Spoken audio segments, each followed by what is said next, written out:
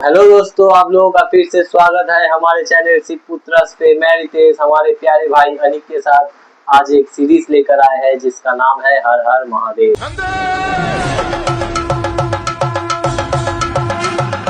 और इस सीरीज में हम लोग आपको बताएंगे महादेव के 19 अवतारों की कहानी। तो आज हम लोग किस अवतार के बारे में चर्चा करेंगे? तो आज हम लोग महादेव के प्रिय भक्त नंदी के बारे में चर्चा करेंगे। तो महादेव ने नंदी अवतार किस लिए लिए थे? तो देखिए, नंदी अवतार से जुड़ी कहानी बहुत एक प्यारी कहानी है। इसमें भक्ति का मूल भाव दिखाया गया है। शिव पुराण के मुताबिक बहुत सालों पहले एक ऋषि थे जो हिमालय में वास करते थे। उनका नाम था शिलाद। वो अविवाहित थे और वो हर मोहमाया से दूर थे और उन्होंने इतनी साधना महादेव की थी कि उन्हें सब सिद्धियां प्राप्त थी। लेकिन एक दिन उन्होंने सोचा कि मेरे मृत्यु के बाद कोई होना चाहिए जो मेरी इन सिद्धियों को आगे बढ़ाए। तो उन्होंने एक पुत्र की कामना की, लेकिन वो विवाह नहीं करना चाहते थे। फिर उन्होंने सोचा कि इसका समाधान मुझे महादेव ही दे सकते हैं। फिर उन्होंने दुनिया की सबसे कठोर साधना शुरू की। गंगोत्री के ठंडे तट पर एक पैर पर अर्धनग्न खड़े होकर हजारों सालों तक उन्होंने महादेव की साधना की। उनकी साधना से तीनों लोकों में हाहाकार मच गया। आखिर में जब महादेव उनके सामने प्रकट हुए तब महादेव ने कहा कि वत्स मांगो, तुम्हें क्या चाहिए। तो ऋषि शिलाद ने कहा कि हे देवादिदेव, मुझे आप जैसा प्रतापी, बलशाली और आप जैसा पवित्र एक पुत्र संतान चाहिए। तब महादेव ने कहा कि तथास्तु, मैं शीघ्र ही तुम्हारे घर में पुत्र रूप में आऊंगा। इसके बाद महादेव अंतर्ध्यान हो गए। इसके बहुत दिन बाद जब ऋषि शिलाद यज्ञ करने के लिए अपने खेत को जोत रहे थे, तब जोतते वक्त उन्हें खेत के बीच में से एक रोशनी दिखाई दी। जब उन्होंने वहां की मिट्टी हटाई तब वहां से उन्हें एक बालक मिला, मिट्टी के अंदर से। और उस बालक को देखते ही वो समझ गए कि ये महादेव का ही अंश है। और फिर उन्होंने उस बालक का नाम रखा नंदी। नंदी नाम का अर्थ है जिसके वजह से आपके जीवन में आनंद आए। और क्योंकि ऋषि शिलाद के जीवन में उस बच्चे की वजह से आनंद आया था, तो ऋषि शिलाद ने उस बच्चे का नाम रखा नंदी। और नंदी बचपन से ही महादेव का बहुत बड़ा भक्त था। जैसे साधारण बच्चे जिस उम्र में खेलते थे, नंदी उस उम्र में वेद पाठ करते थे। और छोटे से वो महादेव के बहुत बड़े भक्त थे। और 8 साल की उम्र में वो एक संपूर्ण वेद के पंडित बन गए थे, जो हर दिन अपने वेद का सहस्त्र पाठ करते थे। एक दिन जब 2 ऋषि उनके घर में, ऋषि शिलाद के घर में आए, उन्होंने नंदी की कुंडली देखी। तब उन्होंने ऋषि शिलाद को बोला कि हे मुनिवर, आपका पुत्र अल्पायु है। अल्पायु का अर्थ ये हुआ जिसकी वर्ष या तो 12 या तो 16 या तो 21, इन वर्षों के अंदर उसकी मृत्यु होगी। तो ये जानने के बाद ऋषि शिलाद बहुत आश्चर्यचकित हो गए और उन्हें बहुत दुख पहुंचा। लेकिन उन्हें सोचा मैं ये बात अपने पुत्र को नहीं बताऊंगा। और उन ऋषियों के जाने के बाद जब नंदी आए अपने घर, तब ऋषि शिलाद ने उनसे कुछ नहीं कहा। लेकिन अपने पिता के मुख पर उदासी देखकर नंदी ने पूछा कि हे पिताश्री, क्या हुआ है। तब ऋषि शिलाद ने नंदी को कहा कि नंदी, तुम अल्पायु, तुम्हारी आयु ज्यादा नहीं है और कुछ ही सालों बाद तुम्हारी मृत्यु होगी। तब नंदी ने अब ना डरते हुए एक कोमल स्वर में उत्तर दिया कि हे पिताश्री, आप इतने चिंतित क्यों हो रहे हैं। जिन्होंने मुझे अल्पायु बनाया है वही मुझे और अमरता प्रदान करेंगे। और इसीलिए मैं आज ही हिमालय पर जाकर महादेव की साधना आरंभ करूंगा। और फिर जब नंदी हिमालय पर गए तब उन्होंने एक कठोर साधना की, जिसका अनुमान आज के समय पर आप लगा सकते हैं 2 लाख वर्ष तक उन्होंने साधना की। 2 लाख वर्ष तक उन्होंने महादेव की साधना की। और ये हम लोग के टाइम के मुताबिक कम है, मतलब उन कम बोल रहे हैं। अगर हम अभी हिसाब लगाएंगे तो और भी ज्यादा होगा 2 लाख से। तो जब उन्होंने साधना की, उस साधना के बाद भगवान शिव और माता पार्वती नंदी के सामने प्रकट हुए और नंदी को कहा कि हे शिलाद पुत्र, मांगो, तुम्हें क्या मांगना है। तब नंदी ने कहा कि हे महादेव, मैं आपको बहुत पसंद करता हूँ बचपन से, और मैं चाहता हूँ कि मैं हमेशा आपकी सेवा में नियुक्त रहूं और आपके समीप रहूं। और क्योंकि महादेव जानते थे कि ये बड़ा होकर मेरा अमूल्य भक्त बनेगा और क्योंकि मेरा ही अंश अवतार है, इसीलिए महादेव ने कहा कि हे नंदी, आज से तुम मेरे गणों के सेनापति बनोगे। मेरे गण तब तक कोई युद्ध नहीं लड़ेंगे या यात्रा नहीं करेंगे तब तक तुम उन्हें आदेश नहीं दोगे। और इसके साथ ही मैं आज से तुम्हें कैलाश का द्वारपाल बनाता हूँ। किसी को भी अगर कैलाश में आना होगा तो उसे तुम्हारे तुमसे आज्ञा लेनी पड़ेगी। इसके बाद नंदी ने और महादेव ने कहा, और मैं भी चाहता हूँ कि और तुम मेरे लिए एक मित्र समान हो और मैं भी चाहता हूँ कि तुम हमेशा मेरे समीप रहो, इसीलिए आज से मैं तुम्हें अपने वाहन के रूप में स्वीकार करता हूँ। इसके बाद महादेव ने अपने त्रिशूल नंदी की तरफ आगे किया और उस त्रिशूल से एक आभा निकली। इसके बाद नंदी इंसान रूप से एक बैल के रूप में परिवर्तित हो गए, जैसे हम आज सब देखते हैं। तो इसके बाद महादेव ने कहा, और आज से कोई भी भक्त अगर तुम्हारे कानों में कोई इच्छा बोलेगा तो उस इच्छा को मैं जरूर सुनूंगा और उसे पूर्ण करूंगा। और इसीलिए आज हर मंदिर में महादेव के साथ अगर नंदी नहीं होगा तो उस मंदिर को संपूर्ण नहीं माना जाता।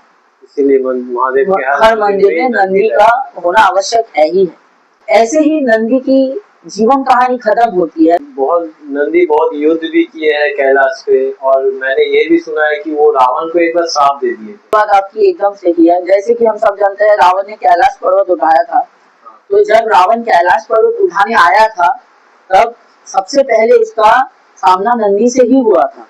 और तो कैलाश पर्वत आते ही गर्जना करने लगा, पर्वतों को तोड़ने लगा। तब नंदी ने उसे रोकते हुए कहा, हे दशानन, ये जगह तुम्हारे शक्ति प्रदर्शन के लिए नहीं है। यहाँ पर अगर तुम्हारे मन में महादेव के प्रति श्रद्धा है तब तुम यहाँ पर आमंत्रित हो, नहीं तो तुम यहाँ से लौट जाओ।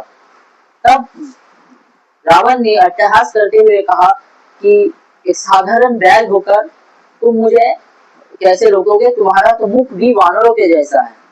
तो इसको सुनकर शिवांश नंदी के अंदर गुस्सा उमड़ पड़ा और उन्होंने कहा कि हे रावण, आज तुमने जिस वानरों का नाम लेके मेरा अपमान किया है, आने वाले समय में उसी एक वानर की वजह से तुम्हारी सोने की लंका जलकर राख हो जाएगी। तो हम सब जानते हैं कि रामायण में हनुमान जी ने लंका का दहन किया। इसके बाद आपने जो युद्ध कहा, युद्ध नंदी ने लड़े हैं लेकिन छोटे छोटे असुरों से।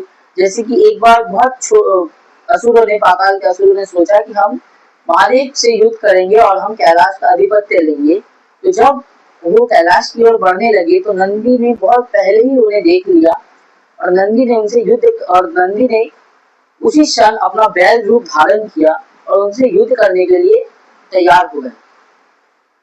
जैसे ही वो युद्ध में उतरे, नंदी की एक गर्जना से आधे असुर वहां से भाग गए डर से। और जब नंदी ने अपने पूंछ से वार किया तो बहुत असुर दूर जाकर गिरे। ऐसे ही अपने सिंहों के प्रहार से भी उन्होंने हजारों असुरों का वध किया। उधर अकेले सब और बहुत असुर मायावी तरीके से छुपकर अदृश्य होकर भी आने लगे, लेकिन शिवांश नंदी के दिव्य दृष्टि के सामने वो छुप नहीं पाए और उनको भी नंदी ने। और उसके बाद महादेव ने कहा कि हे नंदी, तुमने कैलाश को अकेले ही युद्ध करके वो कैलाश का सुरक्षा किया है, इसलिए आज से मैं तुम्हारा नाम धर्म रक्षक नंदी घोषित करता हूँ। इसके बाद भी युद्ध आता है अंधकासुर। अंधकासुर ने एक बार सोचा कि मैं कैलाश जाता हूँ और महादेव और माँ पार्वती के दिव्य अस्त्र चुरा कर लाता हूँ, जिससे कि मुझे उनसे लड़ने की क्षमता मिलेगी। लेकिन उस समय महादेव कैलाश पर नहीं थे, वो देवताओं के साथ कहीं पर गए हुए थे। लेकिन माँ पार्वती ने बहुत दूर से ही देख लिया अंधकासुर अपनी विशाल सेना लेके आ रहा है। तब माँ पार्वती ने नंदी को कहा कि हे नंदी, आज कैलाश की सुरक्षा तुम पर है। तब नंदी ने कहा, माँ, जब तक मैं जिंदा हूँ अंधकासुर अंदर नहीं आ सकता। और इसके बाद नंदी ने फिर से अपना बैल रूप धारण किया और जब वो युद्ध करने गए तब उन्होंने अकेले ही अंधकासुर की सारी सेना को समाप्त कर दिया। और अंधकासुर को क्योंकि ये वरदान था कि उसके रक्त की बूंद जब भी जमीन पर गिरेगी तो और एक अंधकासुर पैदा होगा, इसलिए नंदी उसका वध नहीं कर पाए। लेकिन अगर ये वरदान नहीं होता तो नंदी अंधकासुर का वध उसी दिन कर देते। लेकिन तब भी जब तक श्री हरि नारायण और महादेव कैलाश पर अंधकासुर से युद्ध करने के लिए नहीं आए, तब तक नंदी सामान्य रूप से अंधकासुर के साथ युद्ध लड़ते रहे और उसे कैलाश के अंदर नहीं जाने दिए। और अंधकासुर का वध करने के बाद महादेव ने नंदी को कहा कि हे नंदी, तुमने अपने घर के जैसे मेरे घर की सुरक्षा की है, इसीलिए आज से तुम मेरे हमेशा मेरे समीप रहोगे। ये कहानी बहुत जगह साउथ में ज्यादातर प्रचलित है कि वत्ससुरा नाम का एक असुर था। वत्ससुरा नाम का एक असुर था। उसने ऋषि मुनियों को बहुत तंग किया था। तो जब ऋषि मुनियों ने महादेव को गुहार लगाई तो महादेव ने कहा कि नंदी जाओ इसका वध करो। तो नंदी ने उसका वध करके उसे समुद्र में फेंक दिया था। और आपको ये जानकर बहुत हैरानी होगी, बहुत लोग नहीं जानते कि नंदी की एक बार मृत्यु भी हुई थी।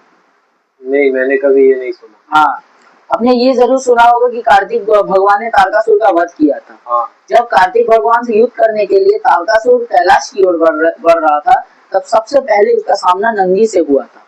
और नंदी से युद्ध करते वक्त उसने एक अमोघ अस्त्र से नंदी का वध कर दिया। इसके बाद नंदी की मृत्यु हो गई। और जैसे ही नंदी की मृत्यु की सूचना महादेव तक पहुंची तो महादेव अपना तीक्ष्ण नेत्र खोलकर क्रोध में तारकासुर को मारने के लिए दौड़े। लेकिन फिर उन्हें देवताओं ने रोक लिया कि हे देवादिदेव, अगर आज आप तारकासुर को मार देंगे तो आपके पुत्र देव सेनापति कार्तिकेय का जन्म लेने का जो महत्व है वो नहीं रहेगा। कार्तिक का जन्म हुआ था तारकासुर को मारने के लिए। तो इसके बाद भगवान शिव ने कहा, मैं कुछ नहीं जानता, मेरा प्रिय मित्र, मेरा साथी, मेरा भक्त नंदी आज नहीं है, या तो उसे जीवित करो, नहीं तो मैं इस पूरी सृष्टि को विनाश की ओर ढकेल दूंगा। फिर असुर गुरु शुक्राचार्य ने अपनी संजीवनी विद्या से नंदी को फिर से पुनर्जीवित किया। और आज भी भगवान नंदी का जो सबसे प्रसिद्ध मंदिर है वो श्री जगन्तीनाथ उमा महेश्वर मंदिर। और वहां पे जो नंदी की मूर्ति है वो हर 20 साल में 1 इंच करके अपने आप बढ़ती है। हर 20 सालों में 1 इंच करके खुद से बढ़ती है। और आज और ये कहा जाता है कि कुछ ही सालों में कलयुग के अंत में वो मूर्ति भगवान नंदी की वो मूर्ति मंदिर के छत को छूकर उससे भी ऊपर उठ जाएगी कलयुग के अंत। तो ऐसे ही आज महादेव के प्रिय भक्त और उनके वाहन नंदी की कहानी यहीं पे समाप्त होती है। महादेव के अवतार नंदी से हम लोगों को क्या सीख मिलता है? तो नंदी से हमें सीख मिलता है पवित्रता और अनुशासन। नंदी इंग्लिश में जिसको हम लोग प्योरिटी एंड डिसिप्लिन, नंदी प्रतीक है पवित्रता का और श्रद्धा का। और इसी के साथ वो उस अनुशासन का भी प्रतीक है कि अगर आप भगवान के प्रति निष्ठा रखेंगे और उनके प्रति अग्रसर रहेंगे तो आपको जीवन में बहुत कुछ मिल सकता है, जहाँ तक कि उनका सानिध्य भी। तो यही सीख नंदी के अवतार से महादेव हमें देते हैं। तो दोस्तों, आप लोगों को महादेव की अवतार नंदी की जो कहानी है ये कैसी लगी हम लोगों को कमेंट में जरूर बताएं। और हमारे चैनल शिव पुत्रास को जरूर लाइक एंड सब्सक्राइब करें ताकि इस सीरीज हर हर महादेव की और कहानियां आपको जरूर मिलती रहे। Thank you.